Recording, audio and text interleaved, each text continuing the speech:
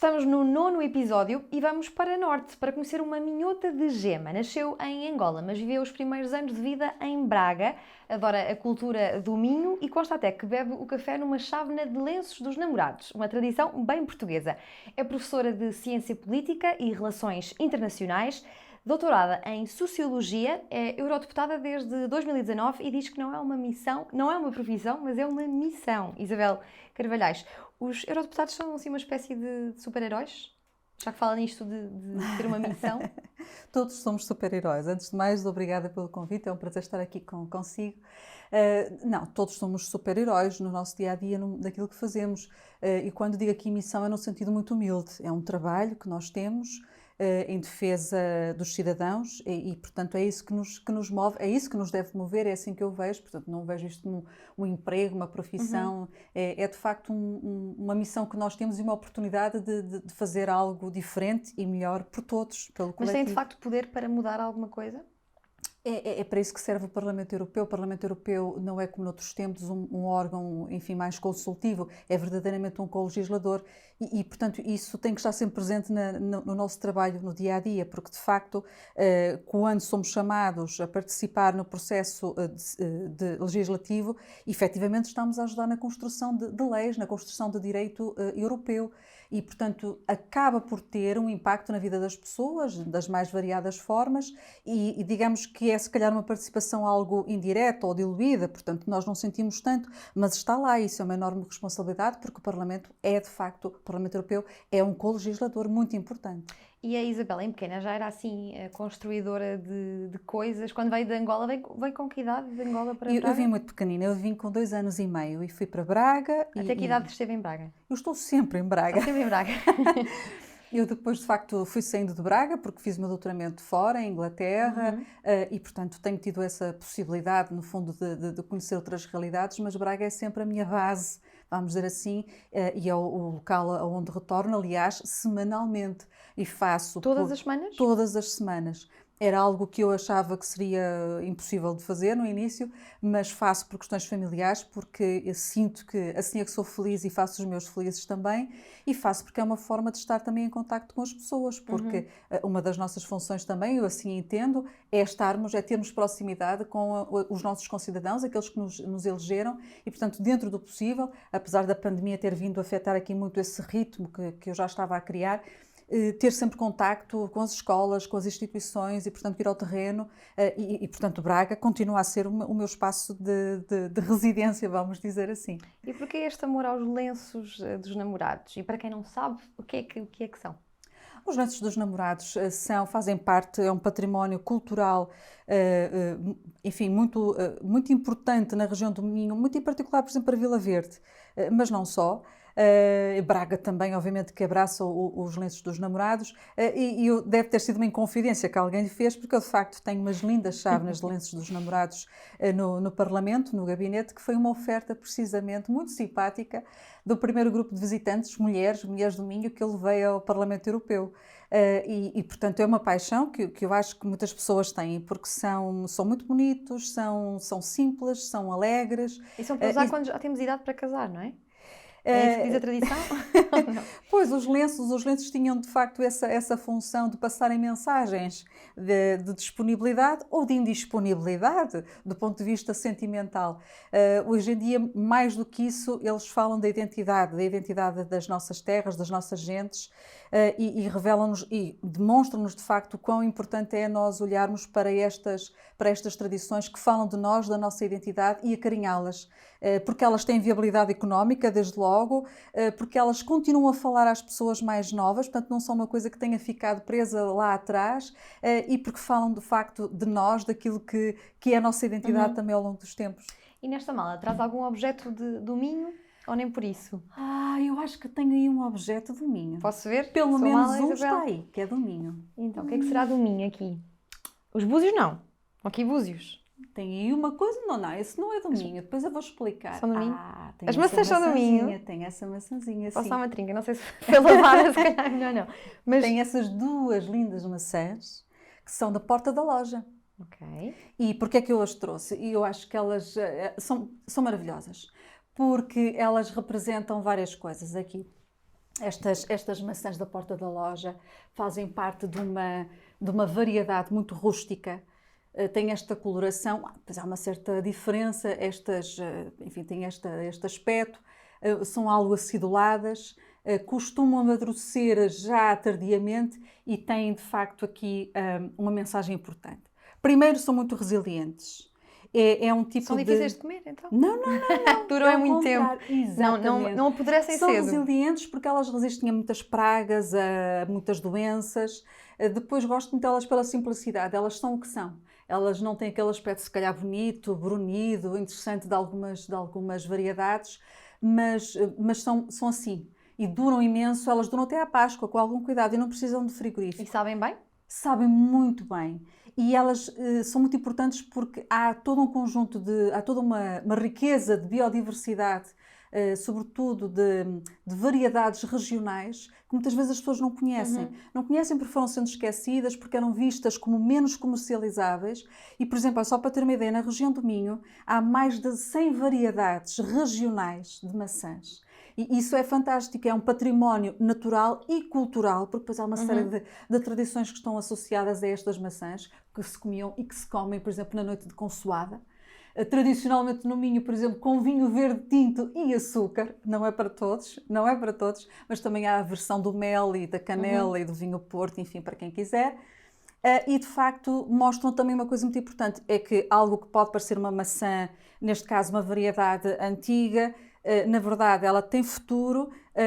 Há muitos projetos que podem ser feitos em termos de sustentabilidade ambiental, de riqueza, de património que pode ser trazido para as nossas regiões e que começam de algo tão simples quanto isto. Eu não sou uma perita, obviamente, a falar em maçãs da porta da loja. Mas parece. Não, há de facto grandes conhecedores destas variedades, mas acho fantástico porque têm esta resiliência, elas representam sustentabilidade, projetos de turismo, de agricultura, de indústria, de transformação, de pequena indústria, de compotas, etc. Tudo o que pode ser feito a partir de variedades que muitas vezes as pessoas até já não sabem que existem, mas que existem. Então as super heroínas são as maçãs, na verdade. São as maçãs. A agricultura e a alimentação é um tema que a Isabel gosta muito, não é? Domina. Muito.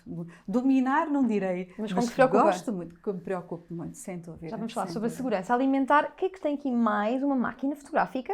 Sim, a máquina fotográfica. Eu trouxe-a porque as máquinas fotográficas são um bocadinho para mim como os cadernos de apontamentos, que é outra coisa que está aí guardada.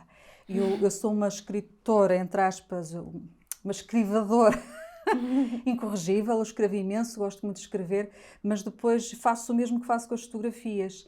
É quase a tentativa de guardar um rascunho quando tiro a fotografia para depois fazer qualquer coisa mais bonita. Nem sempre consigo. Nós hoje em dia vivemos muito uma certa ditadura, diria quase, dos filtros. Os filtros também têm a sua função e eu entendo porque muitas vezes é uma interpretação, é o olhar que é o querer adicionar algo mais à foto, porque ela não consegue cativar tudo aquilo que nós conseguimos naquele momento sentir, o que cheiramos, o que ouvimos, o que sentimos. E às vezes o adicionar dos filtros, eu acho que até é quase uma tentativa que as pessoas têm de colocar esse extra que elas sentiram naquele momento em que tiraram fotografia. Portanto, mas de qualquer das maneiras vivemos muito condicionados por isso. E a realidade às vezes não precisa de filtros, sim. Ela é o que é. Mas depois coloca as fotografias onde? No Instagram? Tem álbuns? Pois olha, eu sou-lhe franca, eu tirando estas funções, enfim, esta necessidade, no fundo, do escrutínio, da exposição mediática, que eu acho que o trabalho de Eurodeputada deve ter, porque as pessoas têm que conhecer o trabalho. Eu nunca fui muito dada às redes sociais, de facto não sou daquelas pessoas que almoçam e publicam a foto do que almoçou, não tenho muito jeito, confesso que não domino e acabo às vezes por guardar tal como faço com os rascunhos na gaveta. Já falava aqui deste caderno, anda sempre consigo? Este caderninho, este aqui trouxe de forma completamente aleatória porque... É um dos muitos que tem. Exatamente.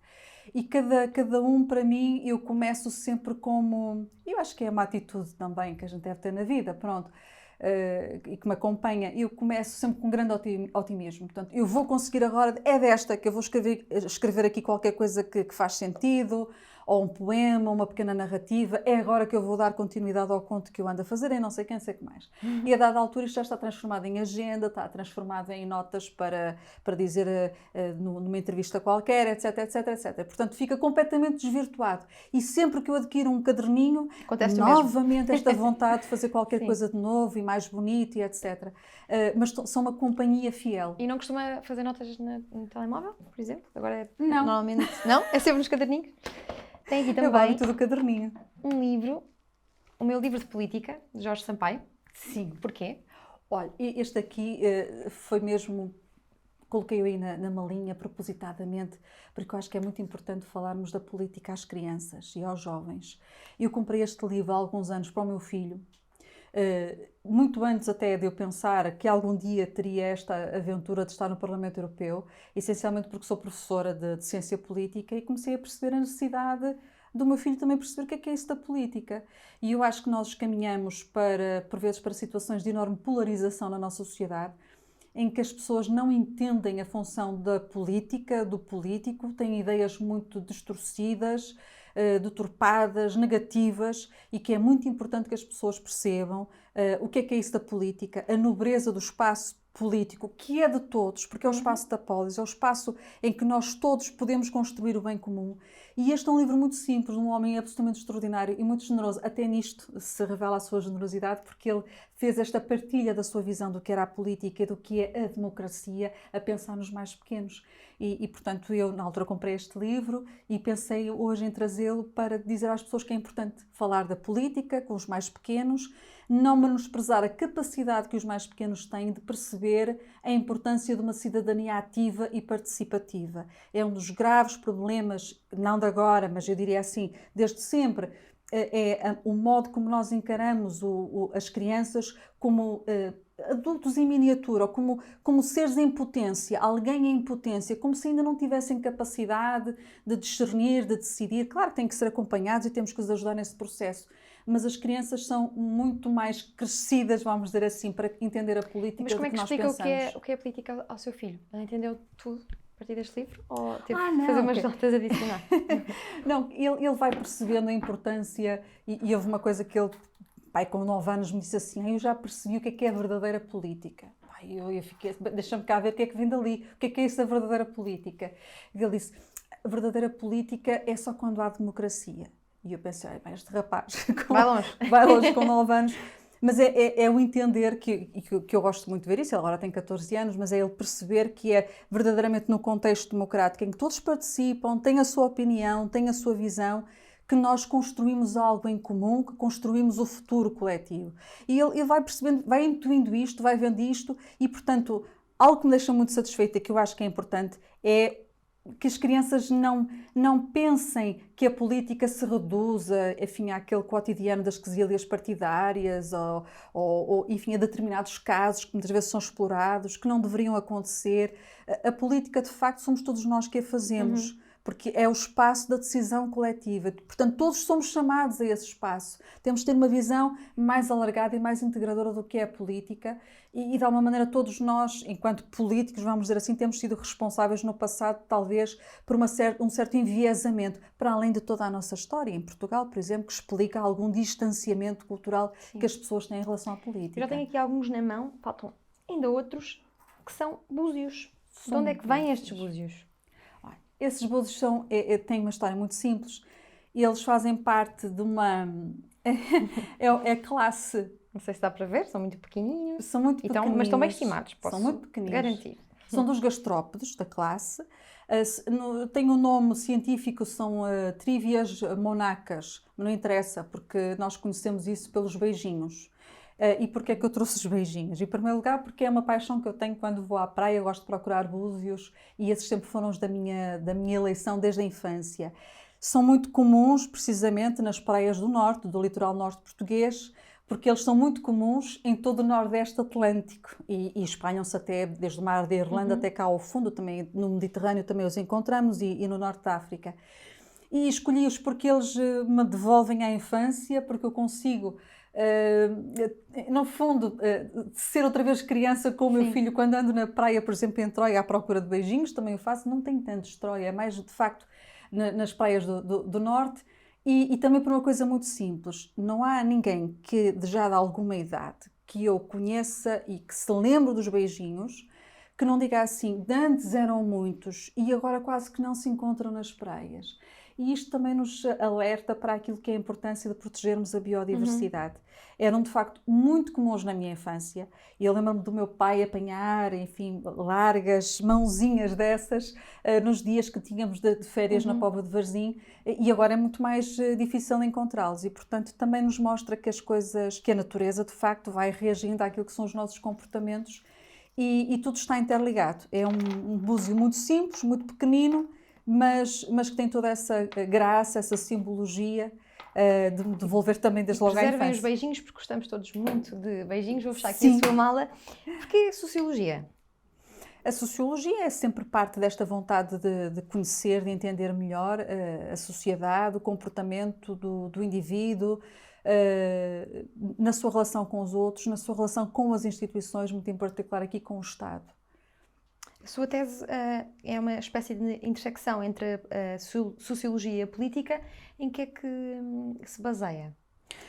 A minha tese de doutoramento já tem muitos anos e, na altura, e felizmente, é um tema que foi sendo cada vez mais explorado, e, portanto, já há muita literatura que tem sido construída no nosso país, mas na altura, quando fiz a tese de doutoramento, de facto era muito pouco explorado, era quase uma novidade, e que se prendia com a inserção, a inclusão política dos imigrantes, com I, portanto, estrangeiros que vêm residir em Portugal, a sua inserção política na nossa democracia. E, portanto, hoje em dia, de facto, já houve alguma evolução, não muita, quando vamos a ver, enfim, nestes 20 e poucos anos também não foi assim tão grande em termos da expansão dos direitos políticos das comunidades imigrantes que aqui residem, mas, pelo menos do ponto de vista académico, foi algo que foi sendo explorado e que fez um percurso. E na altura, foi precisamente este fascínio que eu tenho, que sempre tive, por compreender o lugar do indivíduo na sua relação com o Estado. Sobretudo o indivíduo que é menos empoderado, aquele que é menos óbvio. E o imigrante, neste caso, não era de todo óbvio, porque ele nem sequer era equacionado no contexto da cidadania, do paradigma da cidadania nacional. E, portanto, a sua conquista de direitos foi uma conquista muito gradual, muito conturbada, com altos e baixos, sobretudo começando pelos direitos sociais e económicos, e só muito posteriormente, já nos anos 80, que nós começamos a ver os primeiros estudos de acesso a alguns direitos políticos a nível local, na Bélgica, nos Países Baixos, mas ainda parecia uma realidade muito distante de Portugal. E à medida que Portugal depois se tornou também num país com um perfil imigratório mais consolidado, imigratório com um I, porque as pessoas pensam sempre o contrário, e nós continuamos a ser um país também de diáspora e, portanto, de emigração. Mas quando começamos a ter um perfil mais consolidado, começamos de facto a pensar, e muito bem, na integração, na inclusão política das comunidades imigrantes, e chegamos inclusivamente a ser exemplos de boas práticas para outros que começaram um bocadinho mais tarde que nós, por exemplo a Irlanda. E eu lembro-me de ter feito parte de um projeto precisamente em que os irlandeses olhavam para a forma como nós encarávamos a cidadania política dos cidadãos não nacionais no nosso território. Nós agora vamos aqui acelerar o ritmo para entrarmos numa rubrica de perguntas rápidas e fáceis. Prefere Lisboa ou Bruxelas?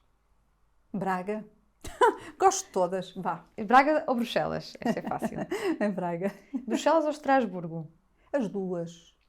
Gosto muito. Não consegue decidir? Se tivesse que não. só ficar num tempo inteiro? Não, mas são as duas fantásticas. E Estrasburgo entendo perfeitamente que continua a ser a sede do Parlamento Europeu, pese embora toda a problemática aqui se encerra, mas entendo também a simbologia histórica que justifica a continuação de Estrasburgo como sede do Parlamento. Ciência política ou relações internacionais? As relações internacionais estão na ciência política, que é a mãe. A ciência política aqui, sem dúvida. E política ou sociologia? São as duas.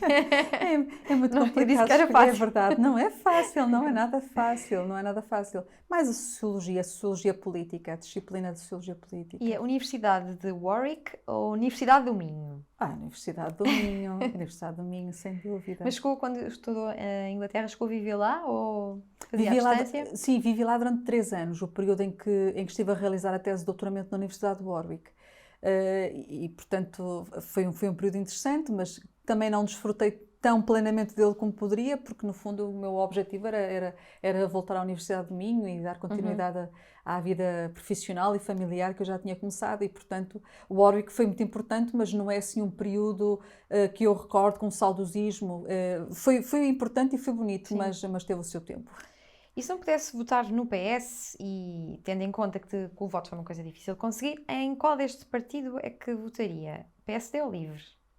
Se tivesse que escolher e não pudesse votar no PS, PSD ou LIVRE? eu fundava já um partido PS. Mas só vê estes dois, tá? Só esses dois. Para as legislativas. Mas isso é muito castrador, isso é terrível. Não, mas vamos a mais opções. São há vários binómios. PSD ou LIVRE, neste caso? O PSD, tal como eu o conheci, tinha um pensamento de social-democracia interessante. E é um partido bem estabelecido na nossa democracia, na nossa sociedade. Ai, credo, mas isto está-me a gostar tanto de dizer. Não, porque ao mesmo tempo também há ali questões que eu não conseguiria digerir. O PSD, vá. E Bloco ou PCP? Olha, PCP. Porquê?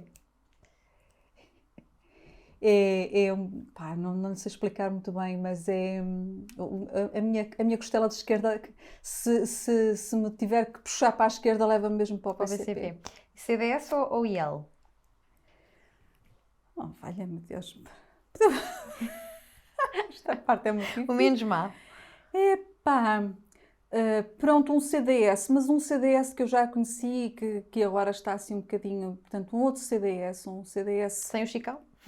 Não é nada contra ele, não, nada disso, mas enfim, lá está, eu acho que estamos também todos aqui com um bocadinho de saudade daquilo que era a saúde de alguns partidos, a força, a energia de alguns partidos que eu me habituei a ver na política portuguesa desde a minha infância e, portanto, eu sinceramente não gosto de ver partidos de referência a passarem por crises. Eles podem ser muito importantes para o seu crescimento e são importantes para a vida democrática, mas até nem é coisa que me agrada e, portanto, olho o CDS. A Isabel mantém uma ligação muito forte a órgãos regionais, porque acha muito importante manter os órgãos de comunicação social das regiões. Sim, sem dúvida. Portugal é um dos poucos países que continua a ter uma força no que se refere aos mídias locais, a jornais locais, que deve continuar, deve ser estimulado e deve ser respeitado. E olha que eu digo isto com profunda convicção, porque eu já tive vários colegas de profissão, portanto, a nível universitário, que me diziam assim, eu não escrevo para jornais locais, uma espécie de, enfim, como se só apenas quando estamos num jornal de referência nacional ou num programa de referência nacional é que vale a pena investir.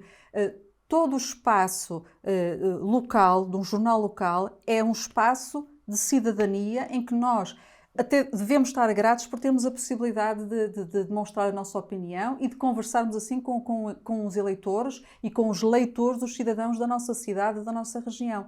E eu sempre tive isto muito presente. E eu comecei a colaborar num jornal local, regional, porque ele também é vendido em Viana do Castelo, em 2007. E a minha colaboração durou durante imenso tempo. Agora voltei novamente a uma coluna nesse jornal e faço com muito gosto. Com este gosto, de facto, de ter consciência de que os nossos jornais locais e regionais fazem um enorme esforço para sobreviverem, para existirem. Não é fácil e portanto, eles têm que continuar a ser apoiados e carinhados e devemos estar contentes pela existência desta diversidade, porque eles são também o espelho da nossa pluralidade democrática e acho muito nobre o trabalho que eles fazem, em condições muito difíceis. Outro tema que merece muito a sua atenção é a redução do desperdício alimentar e também a insegurança alimentar. O que é que está a ser feito a nível europeu e o que é que gostava de fazer até ao final do seu mandato nesta matéria? Sim, quando falamos em insegurança alimentar, por vezes as pessoas associam a insegurança, por exemplo, de higiene dos alimentos, não tem nada a ver com isso. É insegurança no sentido do indivíduo não ter a certeza, por exemplo, se pode ou não pode comer hoje ou amanhã. É fome. Basicamente é isso. Portanto, é um termo mais técnico, se calhar menos chocante do que a fome, mas é disso que estamos a falar. E a fome também tem muitas versões. Nem sempre é a privação absoluta de alimentos, que é aquela fome extrema, também tem a ver com a privação da qualidade nutritiva de alimentos. E muitas vezes fazem-se más opções nutricionais, porque não há dinheiro, não há capacidade económica para fazer outras opções. E, portanto, Isto é algo que nos deve preocupar porque também está presente na Europa. Há cerca de 70 milhões de cidadãos europeus que vivem nessas condições de insegurança alimentar. Este período de pandemia, pese embora todo o esforço que foi feito pelos produtores, pelos agricultores, pelos Estados, de uma maneira geral, para que nada, não houvesse problemas de abastecimento público, tudo isso foi assegurado, mas não impediu que, por exemplo, passasse a haver mais 12 milhões de pessoas, de cidadãos europeus, em insegurança alimentar. Isto significa que há outras coisas lá mais atrás, estruturais, que têm que ser resolvidas e que passam, de facto, pelas desigualdades sociais que as pessoas ainda encontram no seu dia-a-dia. Passa por algo fundamental, de facto, que é apostar na concretização efetiva do Pilar Europeu dos Direitos Sociais. O que está a ser feito tem sido, portanto, há todo um combate, podemos obviamente sempre elogiar o trabalho que já está em curso, mas há ainda muito a fazer. Nós não nos podemos esquecer que cerca de 20% daquilo que nós produzimos, do ponto de vista agrícola, anualmente, vai para o lixo. E os grandes responsáveis por esse desperdício alimentar são as famílias. E muitas vezes não temos essa consciência. Portanto, eu não quero aqui estar a ser paternalista. Os familiares são responsáveis pelo desperdício alimentar. São. Não quero dizer que as pessoas devessem ter mais consciência, não quero culpá-las, nem quero responsabilizá-las, desresponsabilizá-las. Mas, de facto, tem que haver maior consciência daquilo que nós fazemos aos alimentos. Os alimentos são bens públicos, nós não podemos banalizá-los ao ponto de achar que eles estão sempre disponíveis e deitá-los fora. E não podemos esquecer que o que está muito associado ao desperdício alimentar é uma enorme pressão sobre os recursos naturais do nosso planeta. Portanto, se pensarmos assim, que todas as maçãs que vão para o lixo, todo o peixe, toda a carne, todos os vegetais, tudo aquilo que é deitado fora, implicou gastar água, energia, nutrientes. Isso, se calhar, leva as pessoas a terem uma outra relação também com os alimentos. Portanto, é uma questão de sustentabilidade ambiental, é uma questão de racionalidade, eu diria, até a bem da justiça social.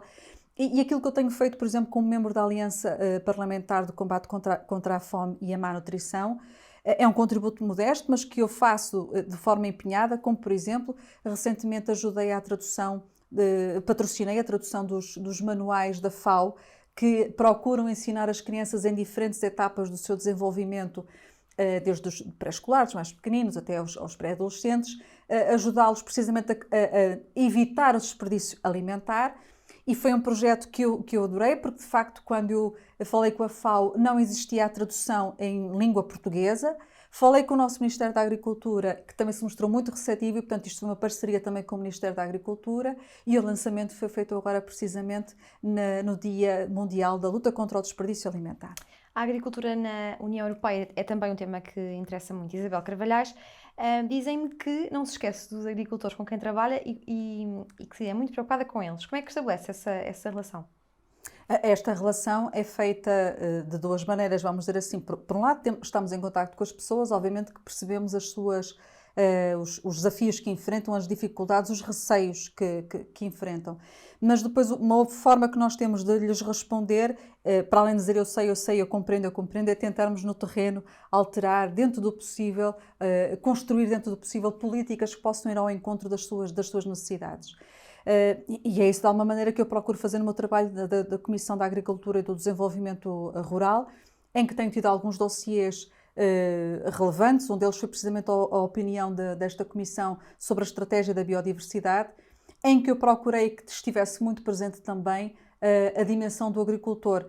Isto porquê? Porque eu não ponho em causa, ninguém pode pôr em causa, a necessidade absoluta de nós assumirmos práticas de maior sustentabilidade ambiental. Nós temos de combater as alterações climáticas, nós temos de promover a biodiversidade, mas isto tem que ser feito também pensando na sustentabilidade social e económica. Portanto, o agricultor aqui é um elemento ativo que tem que ser integrado nesta equação e, portanto, não o podemos ver quase como o inimigo da natureza. Onde ele já está a fazer um esforço, ele deve ser recompensado, ele deve ser reconhecido, e onde ele pode melhorar as suas práticas, devemos apoiá-lo, devemos fazer esse investimento. Dizem também fontes do Parlamento Europeu que a Isabel é muito humilde, isso não é muito comum entre eurodeputados, não tem problema em perguntar o que não sabe, quando não sabe, ou em pedir ajuda, e que faz mesmo política para as pessoas. Devíamos ser mais assim, ter menos complexo em dizer que não percebemos de algum assunto, para que possamos também aprender mais sobre isso. E eu acho que é um bom defeito que eu tenho de profissão como professora, porque o professor está sempre a estudar, está sempre a atualizar-se. O bom professor, vamos dizer assim, e a Sim. modéstia à parte, agora já não estou a ser tão humilde, mas implica mesmo isso e, portanto, eu gosto de aprender, gosto de perceber, nunca dominarei os assuntos da agricultura como um engenheiro agrónomo, ou então das pescas como um biólogo marinho, não tenho essa pretensão e, portanto, dentro daquilo que são as minhas capacidades, as minhas possibilidades, eu procuro acompanhar os dossiês. Mas isso obriga de facto a estudar e a estudar de raiz, porque eu venho de uma área completamente distinta e não tenho qualquer problema, porque também não tenho enquanto professora, portanto eu nunca tive aquele... Quando alguém perguntava ou me perguntam numa aula e se eu tiver que dizer, olha, não sei, tenho que ir verificar, nunca tive qualquer complexo nisso e eu acho que o pior que pode acontecer é fingir que se percebe de um assunto. Não é? Porque então hoje em dia em que tudo é escrutinado e está nas redes sociais e em que facilmente nós conseguimos verificar a informação, fingir que se sabe é o pior que se pode fazer. E portanto eu não tenho qualquer complexo em admitir que preciso de aprender e tenho que estudar e de perguntar quando não sei e quando não percebo. Também acho que essa é uma excelente qualidade. Muito obrigada, Isabel Carvalho, por nos ter Obrigada, aberto a sua mala e espero que estas maçãs cheguem à boca de alguém para não contribuírem para o desperdício alimentar e ouvi dizer que chegam à Páscoa, não é? Chegam à Páscoa, chegam à Páscoa. Com certeza que vão chegar à boca de alguém.